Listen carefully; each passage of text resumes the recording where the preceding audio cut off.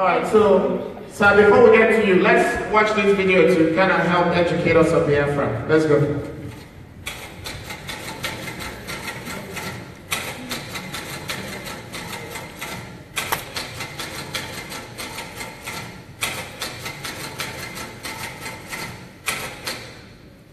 To tell the story of Biafra, one would have to begin with the advent of colonialism in the late 1800s and the amalgamation of the North and South in 1914. Nigeria, like other African countries, was carved out of West Africa.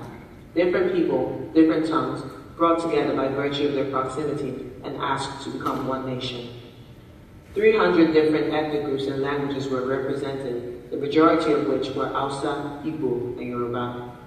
These three major tribes differed in their economic values, religious tendencies, and their approach to education and politics. The Hausas being less influenced by colonialism, the Yorubas being the first to embrace education, and the Igbos resistant at first, but eventually widely accepting of education and Christianity. These differences would become exposed after independence and would come to head with the events of 1966. After independence in 1960 and by 1964, when the time came for the elections to be held, it became increasingly clear that the North held the most power and decisions could not be made without them. Many politicians were corrupt and sought to maintain power by whatever means necessary. The election was wrought with fraud, and ballot box stuffing was the order of the day. The army, who had been deployed to police the elections, saw the goings on and were usually asked by citizens to intervene. This corruption was so widespread and was allegedly the reason for the first coup. In January 1966, 29-year-old Major Chukwuma Kaduna Nzogu and other military officers led a group of northern soldiers to attack and kill the Prime Minister, the premiers of the North and Western region, and top army officers from the northern and western regions of the country. And then they decided to took them out and shoot them very specifically at the time, and just remained their death. Next day, we went out again from the same type of exercise. And at the end, we issued them ammunition this time, live ammunition. And told them that they were going back to the same place as they went yesterday, but this time they were to get 7 people. So they were with you, were they? Oh, of course they did. Oh, no, what else? Notably exempt from this coup kill list were the president, Nnamdi Azikiwe, who was on vacation in the West Indies, and other Igbo officers. Because of this, the coup became known then and is still referred to in most circles today as the Igbo coup. It is important to note, however, that not all the coup plotters were of Igbo descent, and that some Igbo officers participated in stopping the coup. It was a failed one by all standards, and ultimately suppressed in the south by the head of the army, Aguiyi Ironsi. Nzogu was arrested, and Aguiyi Ironsi declared himself the head of state and placed Nigeria under military rule. From the information at my disposal, the cabinet decided to transfer power to him as the general officer commanding the armed forces. It means an abdication of power. And since it means then the suspension of the president, the prime minister, the 4 regional governors, and the 4 regional premiers. In other words, the civilian authorities have found it impossible to maintain law and order and have transferred same to the military authorities until law and order can be maintained. Are you or your cabinet setting a timing on this or something like that? I'm not prepared to say because I wasn't there. But the acting president, in a telephone conversation to me, then mentioned that cabinet met and unanimously and voluntarily agreed to abdicate power. I'm assuming in the light of previous practice elsewhere in the world that it will be temporary. My main concern is to restore law and order as soon as possible. Ethnic tensions continued to rise when coup plotters were not immediately punished. Many felt that Aguiyi Ironsi was either involved with the coup or had prior knowledge of the events. A counter-coup was carried out by northern officers, Murtala Mohammed and Theophilus Danjuma, and this resulted in the death of Aguiyi Ironsi. Ironically, the northern officers' plans were to engineer a northern secession from Nigeria. However, they were dissuaded by advisors including English and American ambassadors. Instead, they chose Lieutenant Colonel Yakubu Gowon, a northern Christian, to become the next head of state. It was meant to be a sort of compromise for the country. As the governor of the eastern region since the time of the first coup, Lieutenant Colonel Odumegwu Ojukwu supported the forces that were loyal to Aguiyi Ironsi and therefore was unimpressed with the coup plotter's choice for head of state.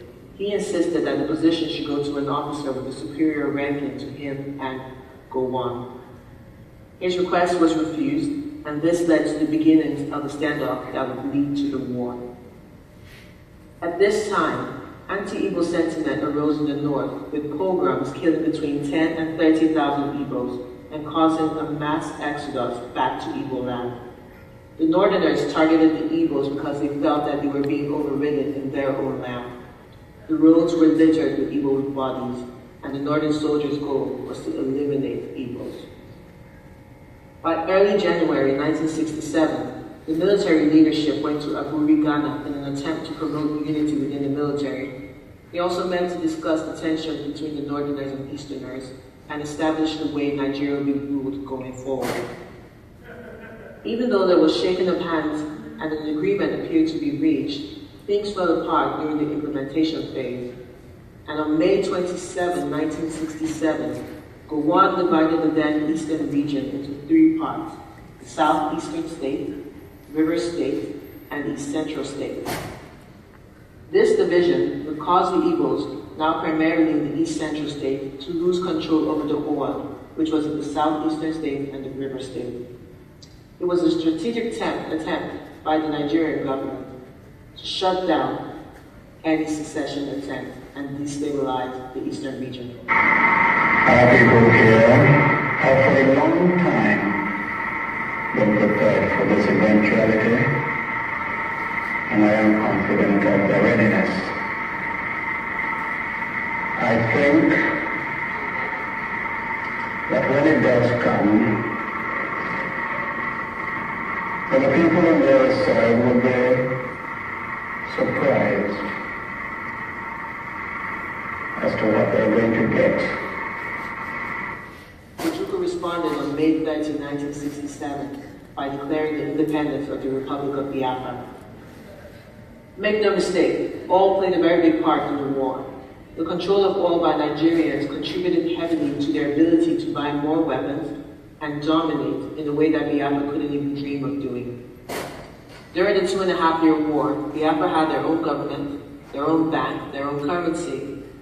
They recruited civilians to fight in the war. They made their own bombs, their own guns, had their own military.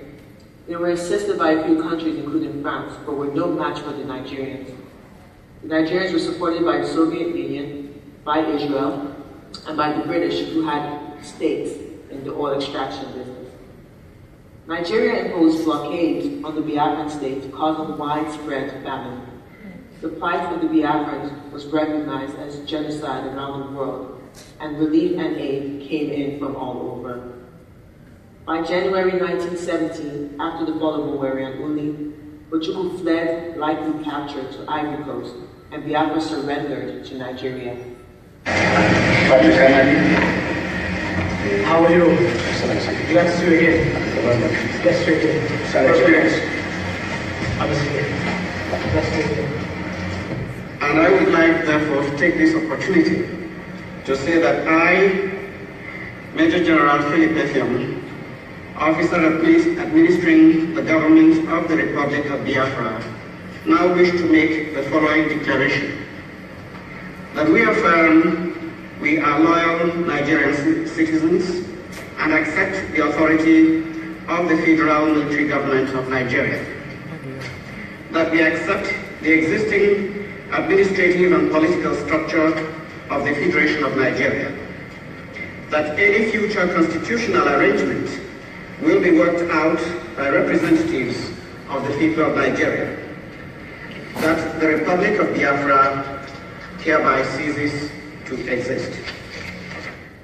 The war was particularly damaging for the Igbos. 2 million lives lost, displacement, loss of infrastructure, inability to return to former positions and recover properties and financial assets. Regardless of what was in the bank, Biafrans received £20 to restart their lives. The Igbos truly had to rebuild. Years later, in 1999, agitation for Biafra started under the movement for the actualization of the sovereign state of Biafra, Massaw, and more recently with the indigenous people of Biafra, led by Nnamdi Kanu. Their argument is that Biafrans will not tolerate continued marginalization by Nigeria, and that they want retribution for all the occurrences before, during, and after the war. And that Biafra basically wants out. The question for us today is, 50 years later, what do we want?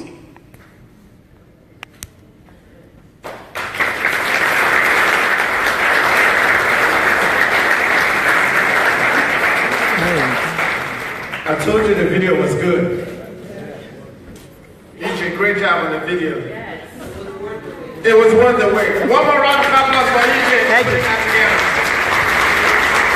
Great job.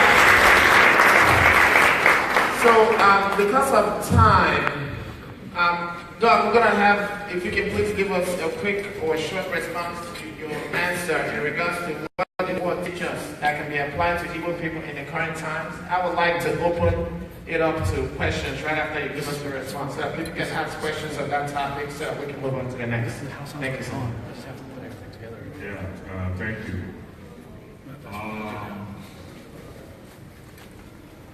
If I say, I get a gym bomb where you know, at least you don't because of death, you say you will fight. Yeah. But you fight when it is right and when it's appropriate and when you are prepared. Like a professor always said, we were not prepared. We had young military officers who came back. They didn't getting the houses are so many in the army, and they have top military officers. So we cooked this way, and the counter crew became very, very, very easy.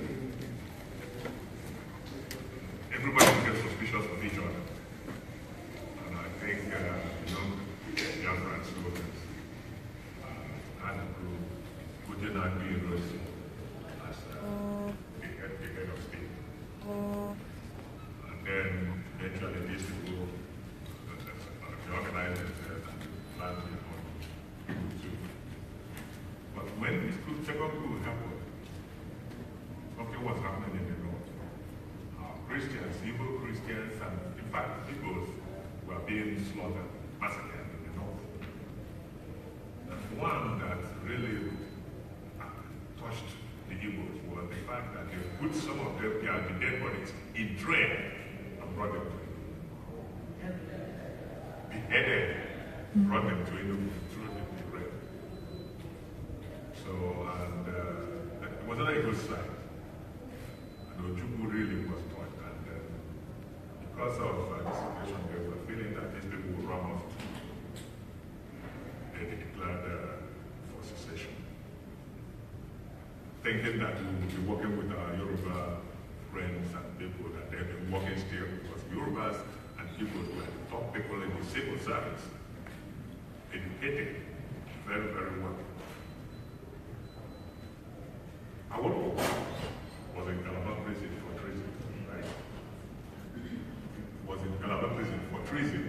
Ojukwu went to Calabar prison and brought him out, brought him to Enugu to meet with the chiefs, the powers that be in Igbo land, and arranged to send him back to the west, Yoruba land, in a grand way, so that anytime the Biafran soldiers will come in, West. And the Yorubas will join us. And then, we will join us, and then all we do, capture Lagos, the capital. And then the Hausas can stay from the north. But eventually, what happened? They agreed, we took him to Yoruba, and they received him very well, and they interacted and treated him very well. So by the time our troops, this was happening in 1968, by the time our troops got into the Midwest, they came into Benin, captured Benin, going to Ore, and waiting for the Yorubas to join us, at least so that we can push to Lagos. We didn't see their troops. We didn't see anything. That was the sabotage that she was also saying. And some sabotage from within us too. So we had a lot again. After that, so the Yorubas joined the houses. Now became the Nigerians. And then we, the Biafrans, started fighting us. Awolowo himself was the person who instituted this blockade. They blocked us through the sea, blocked us through the air. And I don't forget what Awolowo mentioned. Awolowo said that hunger is a weapon of war. So that was how they got us out from getting arms, getting food from outside. Thank goodness to the French people, as the dog said too, because I was in the commandos. Most of the foreign army, the French people were the people that we were fighting with. They were the commanders that time. So it's a very, I'm so glad to at least give me a hint of this. See how far we went. We suffered. People really suffered. A lot of towns ran away because of this, and then lost their houses, lost everything. So anyway, we have to be calculated anytime we think about this. Anyway, war is no good. Peace is better. And we have to think and then have a dialogue with each other, and then see a way forward. Okay. Thank you so much. Thank you. Since we have only 15 minutes, I would like to open it up to the audience. If you have any questions, any comments, because I know I talked to a couple of people here earlier that had some interesting things to say about Biafra. Go ahead. Hello everyone, my name is Gene Kamaudozo. My question, well, it's a two-part question. Before I start my question, I'd like to give a small background where I'm from. I was born in Enugu State, but my family is from Anambra State. I lived in both states. Back in 2003, I witnessed mass genocide by the Hausas and Igbos, and it brought tears to my eyes as I was watching people running away, buying accommodations in police stations just to avoid being killed. My question is this. The first one, as children of Biafran parents, what is our role in all of this? Because we're actually inheriting this, this country that we're proposing. And secondly, what is the cost to us? Why should we invest in this? I mean, it's just like we are being taught our history, yes. However, and like you said, war is bad. But at the same time, we shouldn't fear being killed because of it. But what can we do peacefully in a way that we can restore Biafra and not, go back to war again? Because in this era, this is it'll be more sophisticated, and probably it'll be more costly to us and our parents too. Thank you. Yes. So I'm going to give an answer and then I'll keep passing it as a question. Thank you very much for that question. The first thing, if I understand correctly, you said your role in this, isn't it? That's number one. And the other one is What's the cost? the cost. Very good. The first question you ask is that this is your role in this. The future belongs to you. You own the future. In a few years now, those of us here will retire and you'll be in charge. What are the things that you need to do? What aspects of the struggle are you going to continue with? That's the idea. And my question is this, my answer to that question is, every society aims to inculcate social abilities and competencies as essential for preparing young people to take over from that society. The need is for you to now, as you're growing up, as you go to school, as you're learning through life, is to pursue your dreams, number one, develop critical thinking skills that will enable you to forge ahead without, provocation, number two. Number three, be patient and also use dialogue. We cannot afford to hastily go to another war. And as you're growing up, as you're going to take over from us, I want you to understand that dialogue and negotiation should be your watchword. Thank you.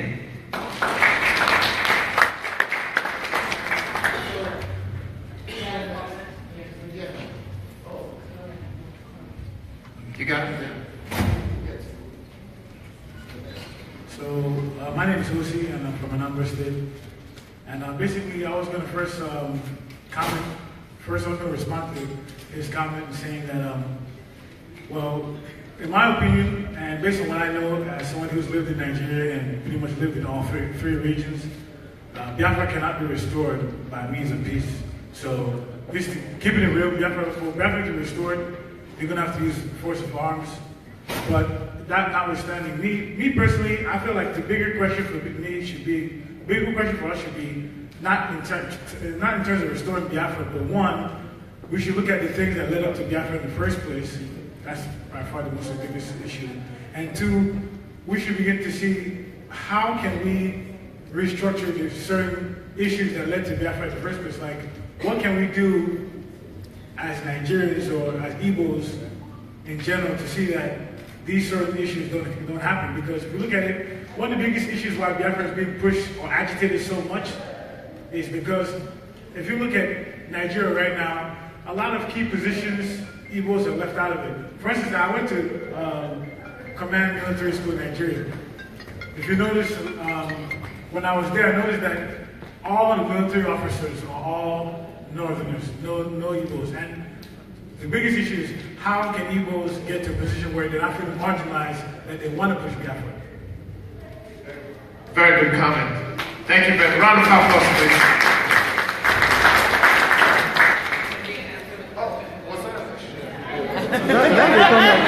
I'm sorry, I thought it was a comment. It was a comment. It was a comment. You're right. Comment. It was a comment, but yeah, end up with the question. No, that's fine. Can we ask him? Don't worry. Let's go to him. We have a lot of people who want to ask questions and comments. Yeah. It's a good comment. Hello. My question is really short. My name is Chuka. My question is, during the war, why were we not able to form really good alliances, just like Nigeria did with Britain and some other countries? Why is it that we were unable to merge forces with other African countries or maybe some countries in Europe to help us fight Nigeria? Because Nigeria alone couldn't have done the damage they did to us. I know deep down, my gut tells me that Biafra would have squashed them because we had some technical know-how in making bombs and making a lot of equipment. I know Ogbunigwe, the famous Ogbunigwe, was one of them. So basically my question is just why were we unable to make alliances in a way that could have defeated the Nigerians? Thank you. Okay. Let me answer that very quickly. This whole thing happened so fast. The coup was 1966. The secession was 1967. So we had no time to go out and make any diplomatic negotiations. So that's why we were not able to get, of course, Britain always supports the North. And this is the first time the Russians teamed up with Britain to fight a war. And only them know what they were getting out of it. The last comment somebody made was how we can go forward. Let me just talk about that for a minute. How we can go forward is what you guys have done, this Umibo Unite that you formed, is a very good thing that has happened, because we need a forum where we can discuss and then carry on things. And like the Prof said, when we are not there, you have to take over. And this is taking over. You're doing something good. And I think we are not going to be marginalized forever. It's happened in Spain. It's happened in Germany. People were marginalized. They went back. And part of their areas in Spain and Germany are now the most industrial areas. They have developed more than the other parts of the country. So we can do that without even talking about Biafra. We can say, okay, those of us in the East, let's get together. Nobody's going to dominate anybody. Nobody's going to be the leader, but let's just move on and restructure our place. See, in Biafra, let me tell you, in Biafra, there was no corruption. Ojukwu was not greedy. He didn't want anything. He just loved the people. People loved themselves. There was no this bribery, the police stopping you and getting money. There was nothing like that. If you go to the bank, you take your money, nobody wants you to give them a tip. There was absolutely no corruption. And we can achieve that if we start again and say, let's elect leaders from new people. It doesn't have to be old people. That will say, all this money they are grabbing is no use. Let's just work for our people. Let's make our people happy. And Ojukwu did that. That's one of the things he did. He didn't grab anything, he didn't do anything. But everybody, Francis Ibiam had nothing, Papara had nothing. These were people who led the Igbos when Igbos were in their best performance. So we can do that, restructure ourselves, go back and rebuild our place. And Nigerians will want to come to us instead of we going to them. Thank you. I'm going to get you. I'm just going in order, okay? Please, you go ahead. Then you're next, and then we'll come up. Turn it off,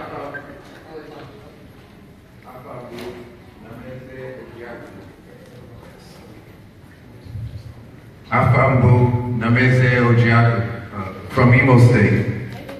So my question is, how about our local governors? Don't we have enough leadership? What are their responsibilities? Straight to the point. I like you.